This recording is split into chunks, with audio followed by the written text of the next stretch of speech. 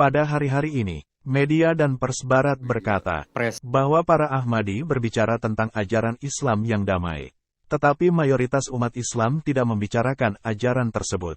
Bahkan mayoritas umat Islam tidak memandang para Ahmadi sebagai Muslim. Selanjutnya, mereka mengatakan para Ahmadi jumlahnya sangat sedikit jika dibandingkan dengan umat Islam lainnya. Ketika kondisinya seperti ini, maka bagaimana kebenaran pernyataan para Ahmadi bahwa mereka adalah orang-orang yang mengikuti ajaran Islam yang asli? Baru-baru ini saat saya berkunjung ke Jerman, pertanyaan yang sama muncul. Mereka mengkritik, bagaimana cara Anda meyakinkan umat Islam lainnya untuk mengamalkan ajaran ini? Yang mana itu Anda percayai dan selalu Anda bicarakan sebagai ajaran Islam yang sebenarnya?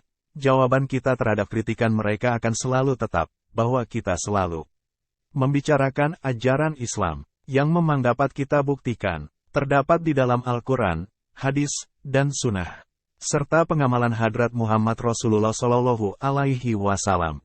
Perkataan kita bukan tanpa dasar. Ketika kita mengatakan, Islam tidak mengajarkan ekstremisme, maka kita mengatakan itu bukan demi membuat orang lain berkesan, atau untuk menjawab kritikan mereka, atau tidak masalah bila kita memegang pendirian ini, karena situasi terkini memaksa demikian. Tidak demikian, melainkan kita buktikan melalui dalil-dalil dan bukti-bukti, bahwa ajaran Islam selalu memerintahkan untuk memenuhi hak-hak Allah dan ciptaannya. Oleh karena itu, jawaban atas pertanyaan bagaimana cara meyakinkan umat Muslim lainnya tentang ajaran tersebut, adalah hal itu telah ditakdirkan sesuai kabar dari Hadrat Rasulullah Shallallahu Alaihi Wasallam yang telah menubuatkan, ketika orang-orang Islam ada dalam kerusakan, maka Al-Masih yang dijanjikan, yang juga Imam Mahdi, akan diutus untuk mereformasi mereka dan mempersembahkan kepada dunia ajaran Islam hakiki yang juga beliau sampaikan kepada umat lain. Demikianlah nubuatan Nabi Karim Shallallahu Alaihi Wasallam ini telah tergenapi dengan cara yang amat agung. Zaman ini, ketika umat Islam tidak lagi mengamalkan ajaran Islam yang sesungguhnya, Allah Ta'ala mengutus Imam Mahdi dan Masih Maud alaihi salam. Beliau alaihi salam membuat kita menjunjung tinggi ajaran Islam dan Al-Quran Karim dengan sebenar-benarnya. Beliau menjelaskan hikmah di balik setiap perintah Al-Quranul Karim. Kita sebagai Muslim Ahmadi, yang telah beriman kepada Al-Masih yang dijanjikan, menyajikan ajaran-ajaran Islam yang sebenarnya ini, kepada umat Muslim, maupun non-Muslim, sesuai pendirian dan pemahaman ini, merupakan suatu keharusan bagi kita untuk bertablik. Tugas kita adalah mengabarkan pesan tersebut. Jadi, kita akan mengabarkan Islam ini ke seluruh dunia, dan insya Allah akan selalu terus melakukannya.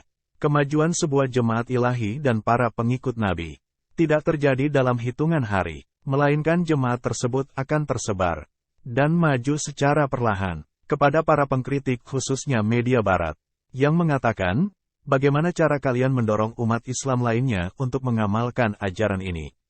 Jawaban kita adalah, jemaat kami tersebar di dunia berjumlah jutaan orang. Sebagian besar dari mereka yang ikut bergabung ke dalam jemaat Muslim Ahmadiyah berasal dari berbagai kelompok Islam lainnya. Ketika orang-orang tersebut memahami pesan yang dibawa oleh kami ini, dan tampak jelaslah ajaran Islam sejati ini bagi mereka, lalu mereka sadar kebenaran pendakwaan Hadrat Masih Maud alaihi salam, dan mulai memahami kebenaran sabda nubuatan Rasulullah Shallallahu Alaihi Wasallam tersebut. Maka mereka yakni umat Muslim, dari berbagai golongan itu, akan bergabung ke dalam jemaat ini. Dengan jumlah yang besar, umat-umat dari agama lainnya pun akan bergabung dengan jemaat ini. Pengalaman ini akan berlanjut tanpa putus. Akan kalian lihat satu hari nanti, keminoritasan kami akan berbalik menjadi mayoritas. Insya Allah, ini adalah janji Allah dan kita melihat janji tersebut tergenapi setiap harinya. Setiap tahun, ratusan ribu orang bergabung ke dalam jemaat kita. Dan sebagian besar dari mereka berasal dari umat Islam lainnya. Meski sarana-sarana kita sedikit dan jumlah dai kita juga sedikit, namun Allah Ta'ala mendatangkan hasil-hasil yang melebihi usaha kita. Di antara mereka yang bergabung dengan jemaat kita, terdapat yang Allah Ta'ala bimbing langsung menuju jemaat kita. Terdapat sejumlah besar yang mengenal Hadrat Masih Maud alaihi salam dan jemaat beliau, serta mengetahui kebenarannya melalui mimpi-mimpi yang mereka lihat dalam jangka waktu lama. Sebagian mereka melihat mimpi pada masa kecilnya, atau masa mudanya, atau sebelum mengenal jemaat. Dalam jangka waktu lama, mereka menyebutkan hal itu. Setelah itu, karena satu sebab atau sebab lainnya lalu berbayat. Sebagian mereka mencari tahu tentang jemaat, lalu beristikharah, kemudian masuk jemaat berdasarkan isyarat Rabbaniyah. Sebagian mereka menyimak tablik para dai kita, para mubaligh kita, atau para anggota jemaat yang rajin bertablik, atau melalui stasiun televisi kita, atau stasiun radio kita. Lalu Allah Ta'ala melapangkan hati mereka menerima tablik tersebut. Sebagian orang lain menerima tablik Ahmadiyah. Malahan, melalui penyaksian mereka atas penentangan para penentang, dan akibat akhir mereka, yang tidak baik. Sebagian lagi melalui tanda-tanda yang Allah perlihatkan atas mereka. Allah Ta'ala telah berfirman kepada Hadrat Masih Maud alaihi salam, Metuje ijat dungga aur barhaungga, aku yang akan menetapkan kemuliaan bagi engkau, dan memelihara perkembangan engkau. Dia juga telah berfirman, kata Balahul Laglibana ana warusuli. Allah telah menetapkan, aku dan rasul-rasulku akan menang. Ilham ini turun pada tahun 1893 ketika beliau alaihi salam belum mendirikan jemaat, bahkan beliau belum menyatakan satupun pendakwaan.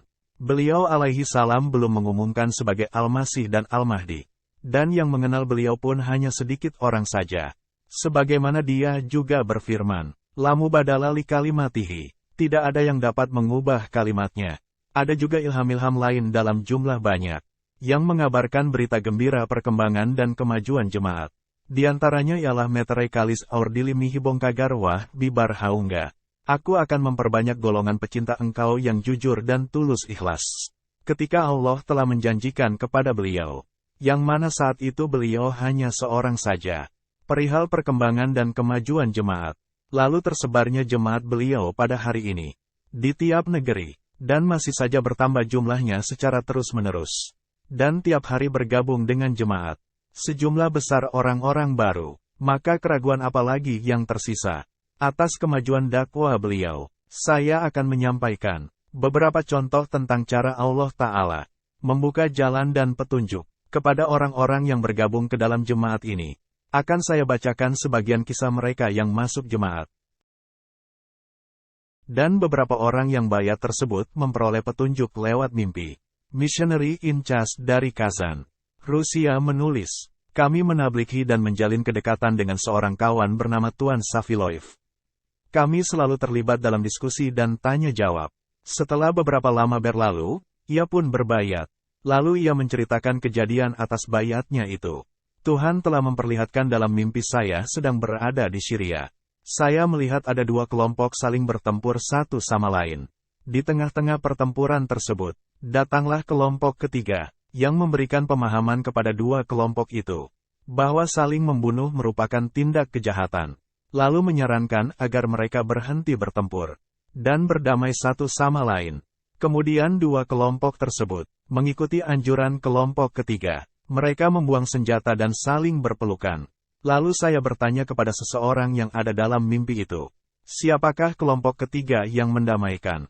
Kedua kelompok yang sedang bertikai tersebut, orang itu menjawab, kelompok tersebut adalah Jemaat Ahmadiyah. Tuan Safi juga menceritakan, saya juga melihat dalam mimpi lain, berupa hujan amat deras dan berhembus angin kencang. Lalu terdengar suara bergelombang, Ahmadiyah akidahnya benar. Setelah itu, orang tersebut berbayat. Nona Malikah dari Prancis menceritakan peristiwa bayatnya.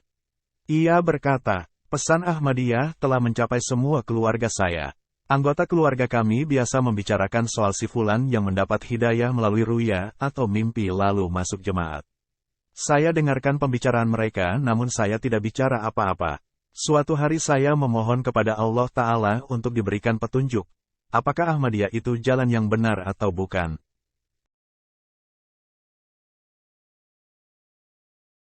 Kemudian, Selama 3 hari berturut-turut Allah Ta'ala memperlihatkan pada saya 3 buah mimpi. Pertama, saya bermimpi tentang terjadinya kiamat dan kerusuhan di mana-mana. Saudara laki-laki dan perempuan saya yang sudah menerima Ahmadiyah nampak tidak cemas sama sekali. Bahkan terlihat tenang dan gembira.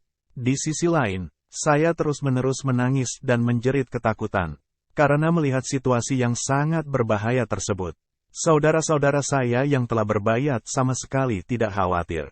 Malahan mereka mengatakan akan menghadiri jalsah jemaat Ahmadiyah. Di dalam mimpi itu, saya diselimuti ketakutan yang luar biasa, dan di tengah-tengah ketakutannya itu saya berpegangan kepada mereka. Kemudian, di mimpi saya yang lain, saudari saya mengatakan pada saya, "Sholatlah itu jalan satu-satunya." Di malam ketiga saya bermimpi melihat duduk-duduk bersama saudara dan saudari saya. Saya merasa Allah Ta'ala menulis sesuatu di tangan saya. Setelah itu, mimpi-mimpi tersebut memberikan saya kepuasan. Karena berkaitan sekali dengan kebenaran jemaat. Saya pun bayat dan kini seluruh keluarga kami telah menerima Ahmadiyah. Tuan Abdul Aziz Traore, yang mendapat taufik dari Allah berkhidmat kepada jemaat di desa Ciepo, Pantai Gading berkata. Salah seorang tetua desa, Wamara Traore melihat dalam mimpi beberapa orang Arab mengunjungi desa mereka.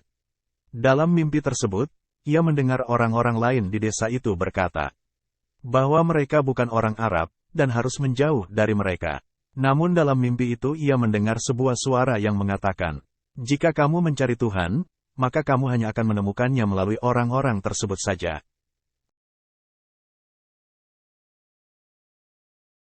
Beberapa hari setelah itu, ada beberapa mubalik Ahmadiyah yang datang ke desa mereka. Beberapa penduduk mengetahui jika yang datang adalah para mubalik Ahmadiyah. Namun mereka berkata, orang-orang itu bukanlah orang Muslim. Jauhi mereka. Inilah yang difatwakan oleh para syekh kita. Ketika tetua desa menemui dan melihat para mubalik kita, ia teringat dengan mimpinya dan setelah itu ia pun bayat masuk ke dalam Ahmadiyah. Ia menghadiri jalsah salanah Pantai Gading. Dengan tekad dan komitmen yang besar, Tuan Bashir Sakala dari Brazzaville, Kongo, menulis, "Saya mendapat taufik dari Allah Ta'ala untuk menghadiri jalsah salanah nasional pada 2014 pertama kali. Di sana saya pun baru tahu bahwa Isa alaihi salam telah wafat dan takkan turun dari langit hidup-hidup. Saya juga baru tahu bahwa Nabi Muhammad Shallallahu alaihi wasallam telah mengabarkan bahwa akan datang kepada orang-orang suatu zaman ketika orang-orang Muslim akan berkelompok-kelompok. Islam tinggal namanya saja. Dan pada saat itulah akan datang Al-Masih yang dijanjikan alaihi salam. Dan satu-satunya jemaat yang berada dalam petunjuk ialah jemaat beliau saja." Saya mulai mempelajari literatur dan buku-buku jemaat Ahmadiyah. Dan membuat saya memahami kebenaran Ahmadiyah. Selama periode tersebut, pada satu malam, saya bermimpi ada seseorang yang memberikan saya hadiah. Berupa pakaian yang sangat indah penuh dengan warna-warni merah muda dan putih. Lalu saat bulan Ramadan saya bermimpi berpergian menggunakan bis yang sangat mewah. Mimpi tersebut memberikan saya kepuasan. Karena bis merupakan sarana untuk melakukan perjalanan. Oleh karena itu perjalanan yang harus saya tempuh adalah sesuatu yang agung dan mulia. Setelah mimpi tersebut saya pun memutuskan menerima Ahmadiyah. Seorang mubayyin baru dari jemaat Kirgistan, Tuan Isalen Ramil, menceritakan kisah bayatnya ke dalam Ahmadiyah. Ia berkata, "Saya lahir dari keluarga Muslim. Oleh karena itu, agama Islam bukanlah sesuatu yang asing bagi saya. Tapi dulu saya tidak pernah peduli dengan tujuan dan keperluan agama. Saya bertemu dengan ketua jemaat Kirgistan di tempat kerja saya. Kami terus terlibat diskusi mengenai berbagai topik. Ketika kami berdiskusi tentang agama, saya perlahan-lahan mulai memahami kebenaran Islam dan menyadari kenyataan yang ada. Bahwa umat Islam saat ini tidak mempraktikkan ajaran Islam yang sebenarnya. Setelah pembicaraan dengan beliau tersebut, saya mulai mendapatkan jawaban atas semua pertanyaan saya. Selanjutnya, saya mulai mempelajari pandangan Ahmadiyah yang disampaikan kepada saya berupa keterangan ayat-ayat Al-Quran, Sunnah Rasulullah Shallallahu alaihi wasallam. Riwayat-riwayat kitab-kitab hadis yang sahih, buku-buku Masih Maud alaihi salam, dan berbagai macam khotbah khalifah. Saya pun memeriksa dan mempelajari hal itu, dan karena itu saya mulai belajar membaca Al-Quran untuk pertama kalinya. Dan setelah itu saya memutuskan untuk bayat. Pada malam harinya, saya bermimpi bahwa kawan ayah saya menunjuk ke arah tertentu dan berkata kepada saya bahwa ada tanda di tempat tersebut. Tapi ia menyuruh saya jangan menceritakan kepada siapapun tentang tanda tersebut karena para teroris akan datang dan menghancurkannya. Kemudian saya pergi untuk melihat tempat tanda tersebut berada. Ternyata tempat tersebut merupakan kebun yang amat luas, di mana kupu-kupu seperti makhluk-makhluk yang berterbangan ke sana kemari. Oleh karena itu, saya mulai berpikir, bagaimana kami dapat menyembunyikan tanda Allah Ta'ala ini. Sementara itu, di dalam mimpi tersebut saya mulai terbang layaknya burung ke rumah teman-teman ayah saya. Mereka sedang minum teh dan saat melihat saya, mereka hanya menganggap saya seekor burung. Tapi saya mengucapkan Allahu Akbar kepada mereka 3 kali, yang membuat mereka menjadi takut. Karena bagaimana bisa burung dapat bicara? Lalu saya terbang ke langit dan ketika itu juga saya berubah menjadi malaikat. Kemudian saya melihat ke bumi dan mendapati semua orang telah mati serta tidak ada seorang pun yang hidup. Selanjutnya saya terbang ke rumah saya, dan saat memasuki rumah, saya pun terbangun. Setelah mimpi tersebut saya berkeyakinan bahwa Allah Ta'ala menganugerahi saya kekuatan ruhani. Maka dari itu saya menyatakan bayat dan bergabung ke dalam Ahmadiyah. Tuan Hamdi Muhammad Abdul Hadi dari Mesir berkata, jauh sebelum mengenal Ahmadiyah, saya bermimpi bahwa saya sedang melangkah di jalan yang sepi dan tak terpakai ke arah tujuan yang tidak jelas. Kemudian, tiba-tiba ada orang suci yang mendekati saya dan mengarahkan saya ke jalan yang lainnya. Anehnya saya sama sekali tidak keberatan sama sekali. Malah dengan senang hati melangkah pada jalan yang diarahkan orang suci itu. Akibat tindakan welas asihnya tersebut, membuat saya merasa bahwa ia telah menyelamatkan saya dari ketersesatan dan mengarahkan saya ke jalan keberuntungan dan penuh dengan keberkatan. Setelah melangkah di jalan tersebut dan mencapai tempat yang lebih tinggi,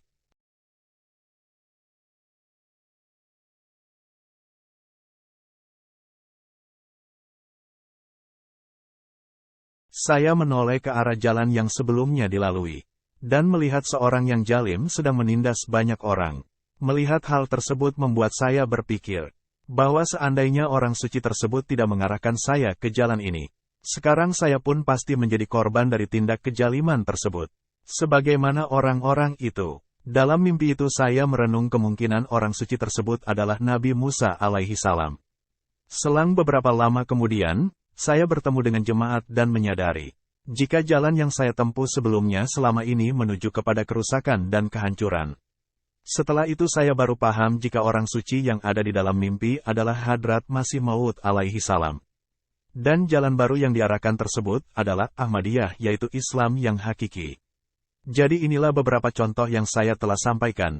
Mereka berasal dari Kajan dan Kirgistan, negara pecahan Uni Soviet, Afrika Barat, Afrika Tengah dan satu lagi dari negara Arab. Mereka merupakan orang-orang yang berasal dari berbagai bangsa dan bahasa yang berbeda. Tetapi seluruhnya memperoleh petunjuk dengan cara yang sama.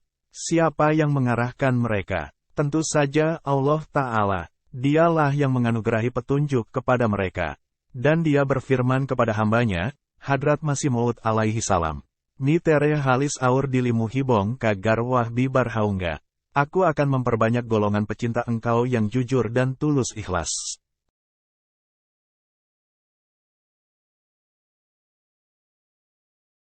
Kemudian, seorang Ahmadi dari Maroko, Tuan Ashikur, menulis, saat saya masih dalam tahap pengenalan terhadap jemaat, hal pertama yang saya saksikan dengan teratur ialah program Likomal Arab. Berjumpa dengan orang Arab, acara di stasiun televisi Muslim Television Ahmadiyah. Saya melihat dalam kasyaf Hadrat Khalifatul Masih 4 berjalan di sepanjang jalan menuju puncak sebuah gunung. Beliau mengenakan pakaian Pakistani berwarna putih. Saya mengikuti beliau hingga hampir mencapai puncak gunung. Dari sana, kami melihat cahaya terang yang muncul dari balik puncak gunung, yang membentang di atas cakrawala. Tampak seolah-olah itu adalah cahaya fajar. Saya agak ketakutan dan melambatkan langkah saya. Merasakan hal tersebut, Hadrat Khalifatul Masih 4 menoleh dan tersenyum seraya berkata, terus ikuti saya dan jangan takut. Saat saya lihat wajah beliau bercahaya, Maka keadaan saya menjadi takjub. Saya berkata kepada beliau, saya tidak tahu apa yang ada di balik gunung ini, sehingga memancar cahaya darinya. Hadrat Khalifatul Masih IV tersenyum seraya berkata, terus ikuti saya dan jangan takut. Alhamdulillah saya terus saja mengikuti program acara Liko Mal Arab, meski merasa takut sesuai yang saya lihat dalam mimpi. Sampai saya ke tujuan akhir yaitu menerima Ahmadiyah. Saya telah memutuskan bayat segera setelah mengenal Ahmadiyah. Saya pun bayat melalui layar kaca televisi saat bayat internasional. Dengan melafalkan kalimat-kalimat bayat. Namun, hati saya belum tentram karena kalimat-kalimat bayat yang saya lafalkan ialah dengan bahasa Inggris dan saya tidak paham sepenuhnya. Maka dari itu, saya belum puas dengan bayat ini.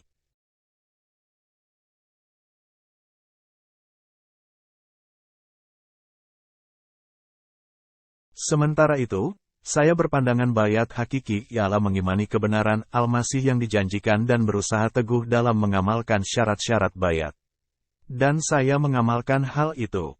Kemudian, saat saya mulai kontak dengan jemaat, Allah Ta'ala mengaruniai istri saya taufik untuk menerima kebenaran. Dan pada awal tahun 2010, kami mengisi formulir bayat. Dan kami mengirimkannya dan dengan demikian kami bayat secara resmi.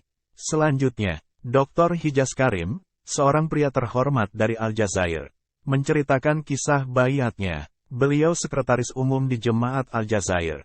Baru-baru ini dia ditangkap dan dipenjara di jalan Allah.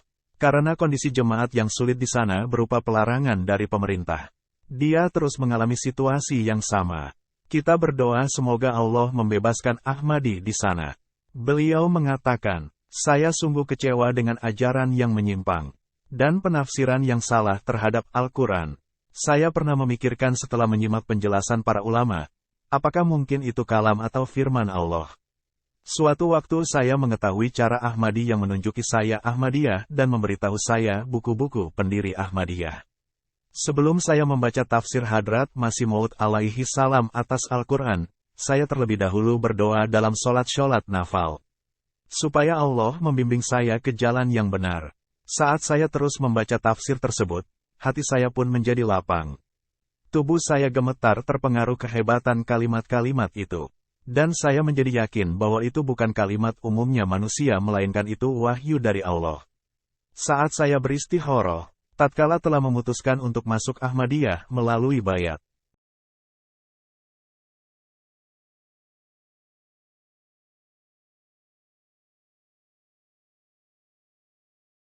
Saya bermimpi bahwa saya bersama teman-teman saya melewati sebuah kota pada malam hari dan sebuah cahaya menemani kami. Di tengah kejadian tersebut, telepon berdering dan saat saya memeriksanya, saya melihat ada sebuah nomor yang merupakan nomor telepon Imam Mahdi alaihi salam. Saya memutuskan untuk balik menelepon. Apabila beliau tidak menjawab panggilan, artinya beliau benar-benar seorang nabi, namun jika sebaliknya artinya bukan. Saya tidak tahu mengapa. Dalam mimpi tersebut, saya berpikiran para nabi tidak akan menjawab panggilan pembicaraan lewat telepon. Jadi, saya memanggilnya, telepon terus berdering untuk waktu yang lama tapi beliau tidak mengangkat panggilan telepon tersebut. Kemudian, beliau menampakkan dengan wujud yang menakjubkan lagi agung. Saya pun mulai membaca ayat-ayat Al-Quran dan bertaut khawatir itu ialah setan yang menyamar dalam wujud Imam Mahdi. Saya pun terbangun karena ketakutan. Itu adalah waktu subuh. Saya yakin mimpi itu benar adanya. Lalu saya pun bayat. Bagaimanakah muncul tanda-tanda yang menyebabkan bayatnya orang-orang? Missionary in Charge Senegal menulis tentang sebuah kejadian. Ahmadiyah berdiri di 3 desa di wilayah Casamance, Senegal. Setelah menyaksikan kemajuan jemaat di desa-desa tersebut, ulama anti-Ahmadiyah, bersama dengan kepala desa, memutuskan untuk berdoa melawan jemaat. Mereka semua ini orang Islam. Setelah mereka membaca Al-Quran, kemudian memukul lantai dengan tangan mereka sambil berdoa kepada Allah, semoga Allah Ta'ala menghancurkan jemaat Ahmadiyah dan para mubaliknya. Namun, Allah Ta'ala bertindak dengan caranya, hingga hanya selang beberapa hari setelah doa minta kehancuran. Imam besar mereka disengat seekor ular. Para imam semuanya berkumpul dan berdoa kepada Allah lagi supaya menyelamatkan imam mereka, namun imam tersebut meninggal setelah mengeluarkan darah. Beberapa hari kemudian, Pemimpin mereka lainnya yang ikut serta dalam doa menentang jemaat, akhirnya digigit ular. Para ulama merendahkan diri dalam doa-doa demi keselamatannya juga, namun itu tidak mampu menyelamatkannya dari kematian. Setelah memperhatikan hal itu, orang-orang ini mulai merasa takut gentar dan berkata satu sama lain di antara mereka, kejadian itu akibat berdoa buruk terhadap Ahmadiyah dan para dai atau mubalighnya. Namun, para ulama mengingkari mereka dan mulai berkata, itu semua bukan dari Allah. Itu jin yang menyamar jadi ular lalu mematuk orang-orang sampai mati. Beberapa hari kemudian, wakil ketua kelompok mereka pun dipatuk ular dan meninggal. Setelah itu, orang-orang datang ke para mubalik kita. Para mubalik ini tidak tahu bahwa orang-orang ini telah berdoa melawan jemaat. Penduduk di ketiga desa itu sendiri yang menceritakan keseluruhan kejadian secara rinci kepada para mubalik seraya memohon. Selamatkan kami, karena doa buruk ini telah berbalik kepada kami dan membuat kami terganggu. Lakukanlah sesuatu untuk kami. Oleh karena itu, para mubalik pergi ke desa-desa itu dan memberitahu mereka tentang sabda Hadrat Masih Maud alaihi salam bahwa Allah Ta'ala akan mengembalikan doa laknat orang-orang yang memusuhi kepada mereka lagi. Dan Dia akan memberikan kemajuan kepada jemaat. Sekarang, dengan karunia Allah, lebih dari 700 orang dari ketiga desa tersebut bayat masuk ke dalam jemaat Ahmadiyah.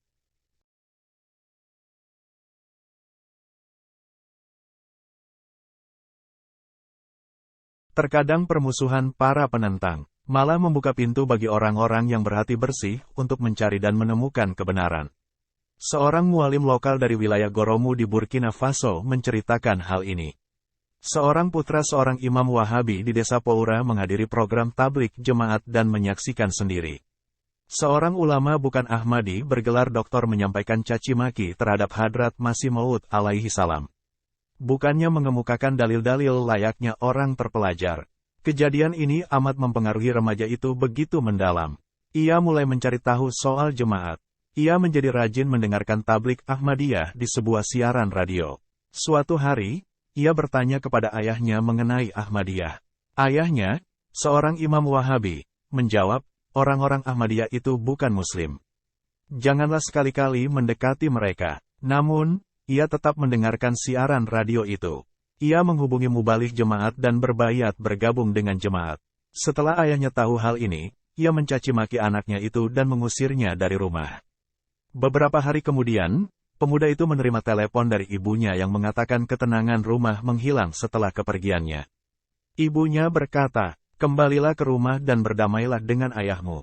Setelah pulang memenuhi permintaan ibunya, ia melihat ayahnya telah mengumpulkan penduduk desa semuanya dan berkata, anak ini sudah bukan anak saya.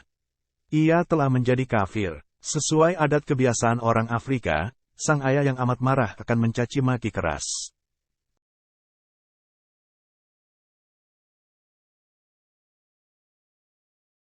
Karena itulah, anak yang baru masuk Ahmadi ini sangat khawatir dan mulai berdoa. Ia melihat ruya atau mimpi bertemu seseorang, dan orang itu berkata kepadanya, jika kamu ingin selamat tetaplah berpegang teguh pada Ahmadiyah. Mimpi tersebut menumbuhkan tekad yang lebih besar dalam dirinya dan dia berkata kepada ayahnya, lakukan apapun yang ayah suka, namun sekarang saya tidak akan bisa meninggalkan Ahmadiyah. Jadi, ketika Allah yang Maha Kuasa mengukuhkan Ahmadiyah di dalam hati orang-orang yang tinggal bahkan ribuan mil jauhnya, Dia juga memberi mereka ketabahan, jika pada satu segi Allah Ta'ala telah menciptakan sebuah jemaat besar, pecinta Hadrat Masih Maud alaihi salam, maka pada segi lainnya Dia pun telah melekatkan kecintaan satu sama lain di hati mereka. Amir Jemaat Benin menuliskan laporan mengenai kecintaan di antara anggota jemaat. Di wilayah Barako terdapat sebuah desa terpencil yang terletak di pelosok Kale. Desa itu jaraknya 114 km dari kota Barako. Jalan ke sana tidak begitu mudah. Pada tahun lalu, kami pergi ke sana. Sebagian penduduk telah bayat. Pada tahun ini kami menyelenggarakan jalsah di bawah naungan pepohonan. Dan kami mengundang para mubayin baru di desa sekitar juga. Ketika delegasi dari pusat, yaitu kami sampai ke sana dengan memotong jalan yang lama itu, para penduduk desa pun menyambut dengan sukacita. Keikhlasan mereka itu menghapuskan kelelahan kami. Pada waktu jalsah, Ketua Jemaat Makara, yang seorang mubayin baru berkata dalam pidatonya, wahai saudara-saudara, Ini adalah jalan kebenaran yang memberikan kita kehidupan. Inilah Islam yang sebenarnya yang mengajari kita kecintaan.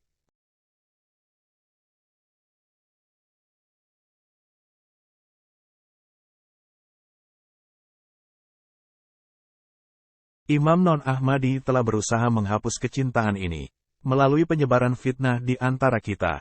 Namun Ahmadiyah telah menyatukan hati kita. Demikian pula, Ketua Jemaat Darul mengatakan hal yang sama. Ia juga mubayyin baru. Ahmadiyah telah mengajarkan kepada kita Islam yang sebenarnya. Ketika kita menghadiri jalsa salanah, tidak ada satupun yang membeda-bedakan kita. Penduduk desa dan kota semuanya berada di tempat yang sama dan tidak ada kebencian atau pertengkaran. Ahmadiyah mengajari kita pengetahuan agama.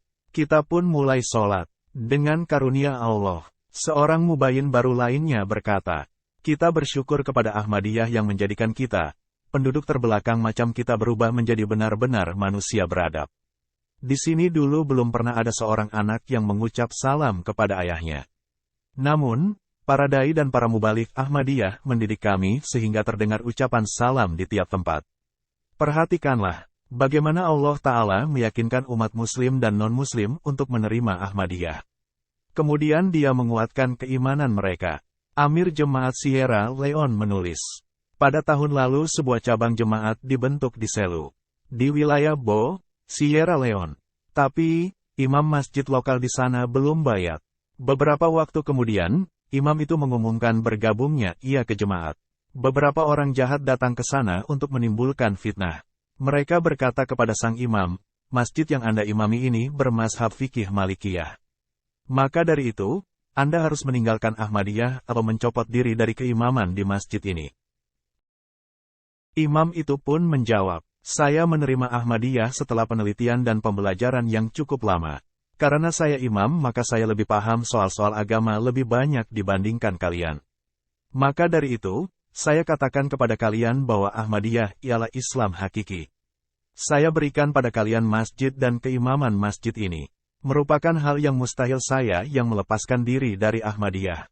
Ada juga imam dan ulama yang dikaruniakan Allah berupa firasat untuk memahami kebenaran dan menelitinya. Adapun ulama Pakistan, tidak memfokuskan perhatian kecuali ke arah pemenuhan keperluan ekonomi mereka semata. Mualim lokal dari Benin, Taufik, menulis, seorang kenalan yang berasal dari Kristen, Tuan Bamesoro Karem, masuk ke dalam Ahmadiyah.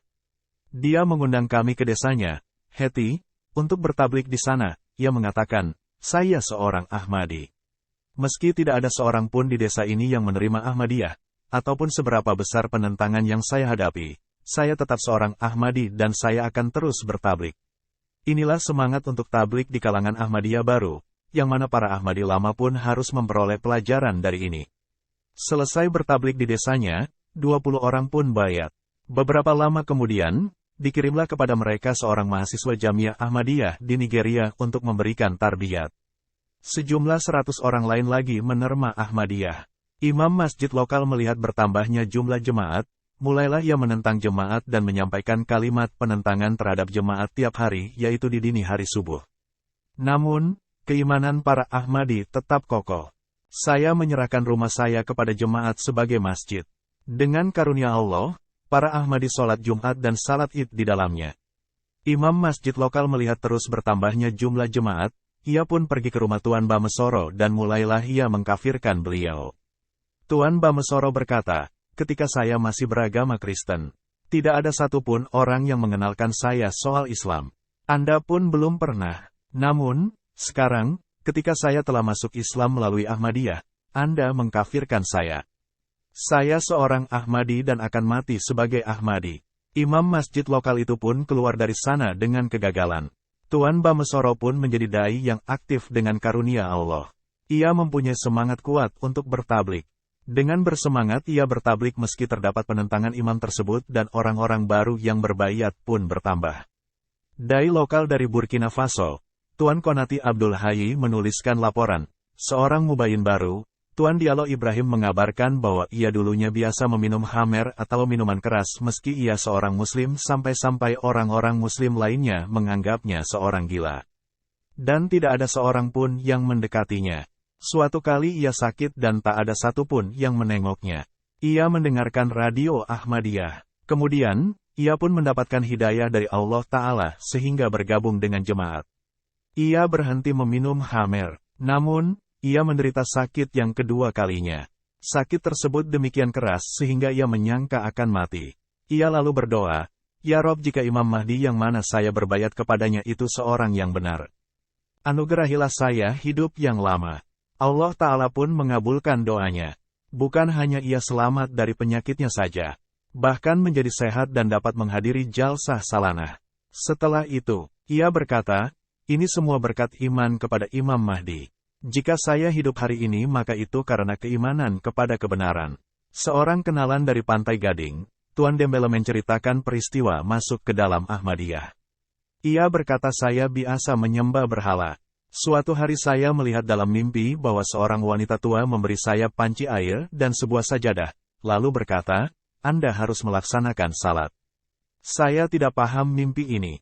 Saya pun pergi ke seorang muslim yang cendekia dan menanyakan takwil mimpi itu. Dia menjawab, 'Makna mimpi ini sederhana saja. Anda harus melaksanakan sholat.' Oleh karena itu, saya mulai sholat di Masjid Ghair Ahmadi. Tapi saat itu perhatian saya untuk menyembah berhala tidak hilang juga. Beberapa hari kemudian, saya mengalami mimpi lagi yang sama.